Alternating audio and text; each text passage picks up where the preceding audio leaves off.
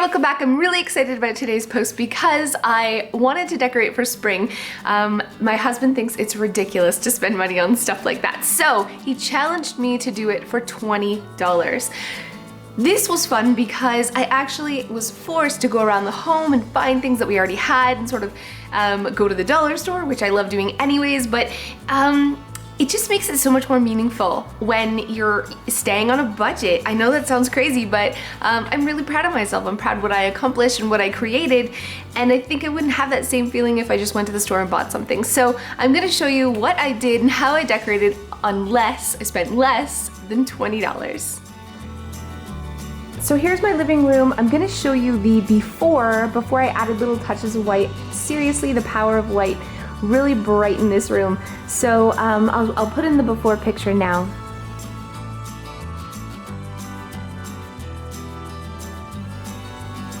So you could see just by painting the bottom of the coffee table that I already did and adding little white touches throughout the room really made a big difference.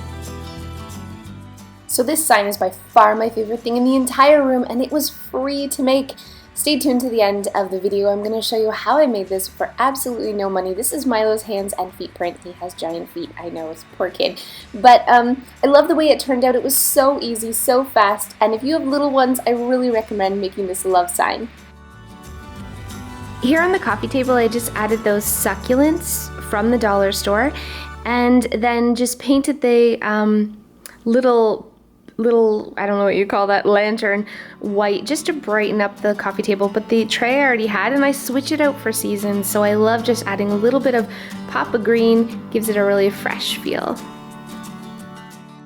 So here's a close-up of my mantle, which I'm so in love with, and I'm going to show you how I did that now. One of the things I'm most excited about are these birds. So I'm going to show you obviously how the before and how I made them, but I wanted them to just look, well, we know why I do this, antiquing rustic thing, but I love the way they turned out, and they just sort of look, yeah, they look like old things that I was sitting outside my garden for years or something like that, covered in dirt and all scratched, and I love the way they turned out. I think they just really brighten the mantle. So this is just things from my home. I actually just bought a little container here, but these birds are what I wanted to show you. Just inside the cake plate here, I put some green moss and painted these little birds that I got from the Dollar Tree. They're actually these plastic chirping things. It's quite annoying, but they don't chirp up here on the mantle. I'll show you at the end how I painted all of these to make them. But I love how they turned out, and just for $1, they're just like a sweet little accent. You see how irritating that is? But inside his little cake plate here, he doesn't chirp. What I really wanted was those, candle sconces, but I didn't have any, but I'm really pleased with how it turned out, even without it, just using things I already had in my home. I'm in love with bird cages, and I got this bird cage last year actually on clearance. I was gonna put white Christmas lights in it and hang it in my gazebo as a chandelier, but I really, really love it on the mantle, and I just found candles from here and there, some in the bathroom, all over my home to put inside with, again, the same bag of moss from the Dollar Tree, and I just tucked one little bird inside there. So here on my dining room table, I just used it's actually a fish container that used to have a betta, and added some hydrangeas that were originally from my bedroom. I'm not a fake flower person at all, but if you have to have fake flowers, hydrangeas are the way to go. They just look the most real to me anyways. I also don't mind fake orchids, but maybe it's because they're white or whatever, but I just really love how they brighten my dining room. So that's it. That's how I decorated for spring on less than $20 using things around my home and things from the Dollar Tree. So I'm really thrilled with how it turned out. Challenge yourself today to take a look around your home and see what you already have that you can use to sort of brighten and lighten your space for spring. White is definitely something that takes minimal effort and can make a huge impact. So that's your tip, and we'll see you next time. So this is what I bought for my $20. I went to the Dollar Tree, and I was lucky actually because they had imitation succulents for $1.25 here in the Dollar Tree. So I was really excited about those. They did not have those ceramic birds that I'm loving so much. What they had instead were horribly hideous plastic birds. So what I'm gonna do is just take that bottom part off. They actually make noise. That isn't very cool, but I'm gonna paint them white and hopefully they'll turn out okay. They're not gonna be as adorable as those little ceramic birds, but I'm gonna try to make them work. I picked up some Spanish moss and some reindeer moss from the dollar store. Then at my grocery store the other day, I found this for $3. So this is all I've purchased, and the rest that I'm gonna use for decorating is things that we already had. So this is it. I went around my house and I found white things, and this is what unfortunately I'm using to decorate my house, but that's okay, I'm gonna be inspired. I know this isn't white, see that bird, it keeps going, but I'm going to paint this part white with Annie Sloan chalk paint. I also found a board here that was a shelf that was already stained, we just had it in the garage, and I'm gonna paint this and make a sign out of that. And then I found some old candles. These were fake hydrangeas in my bedroom and some different things that I'm gonna use. That's a fish bowl actually back there that had a betta in it, but the betta died. Man, that bird has got to go. And so I'm gonna use this junk, really just that I found here and there and all over the place, to add some white, the power of white, to brighten up my living room for spring. So here's my sign. I actually just whitewashed some paint on so you could still see the brown underneath. I was gonna, yeah, they're still chirping. I wanted to distress this wood anyways, so that's all the white I'm gonna do to that, and then I'm gonna rub some oil on it after. And now Milo's gonna help me finish this. I put one coat on the birds, and I just sort of did a rough job. I'm gonna like patina this anyways, which is code for I don't really know how to paint and I'm really too lazy to do a good job. If I wanted it solid white, I would have used spray paint, but I was just using a sponge and sort of dabbing it on, and the sponge is looking better, but I did the same to the birds. Because it's chalk paint, it has like this chalky sort of thick finish, so I decided just to work with that because this is the paint I already had. So I'm gonna antique all this stuff in and rub some dark oil or use some dark paint to go over top to make it look aged.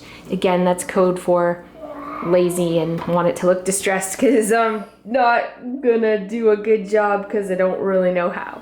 So I just used Milo's feet, which are way bigger than his hands, by the way, and Milo's hand to make the O and the V, and then I just cut out, I know a stencil would be so much easier, but I'm on a lockdown budget here, so I just cut these out and I'm just gonna trace around them and then fill it in with paint to make this super cute sign. It's a little off, so I think I'm gonna have to dig out the jigsaw from my husband's, yeah, with the bird, I know, just go with me here, and cut some of this off and hopefully not chop any fingers off.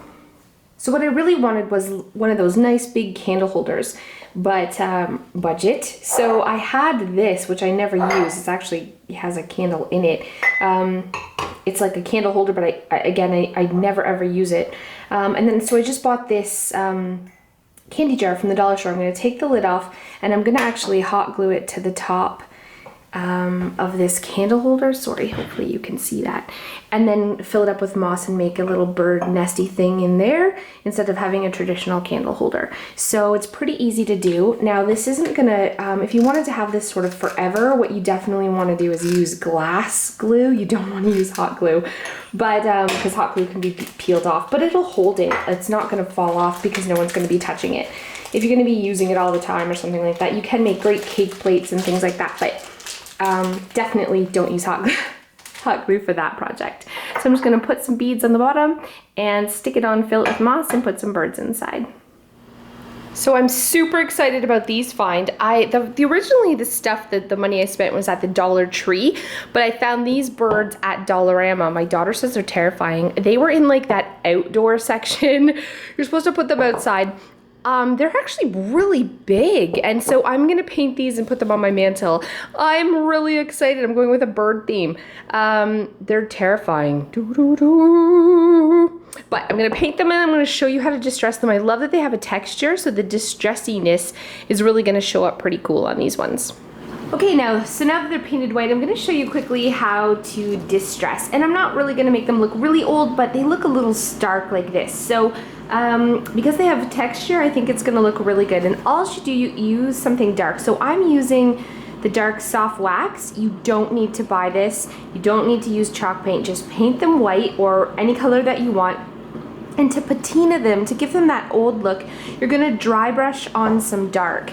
So you're actually gonna take most of the dark off. You can use a dark stain, which I've used before, which works really good, like a walnut stain. I've used dark brown paint. I mean, the technique really is about dry brushing, taking almost all of it off and then just brushing it on. So just where there's some little bit of like texture, kind of hits it. If you see some spots that are looking a little darker than you want, you can wipe it off because this is going to be wet underneath, or you can go back over it with white paint. But that's it. That's how you antique, I guess, or give an older look to new things. First you paint them and then you patina them. So I'll show you a close-up, of course, when I'm done.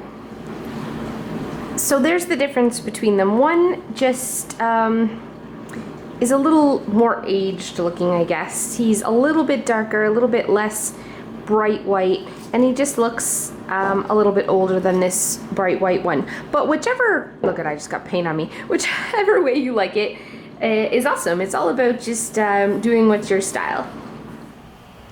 So here is the final birds. I just went over actually with a butter knife at the end and scraped some paint off in certain areas, so the dark of it underneath came through too, and I think that actually looks a lot better, and I'm loving the way they turned out. How adorable are these old antique looking birds?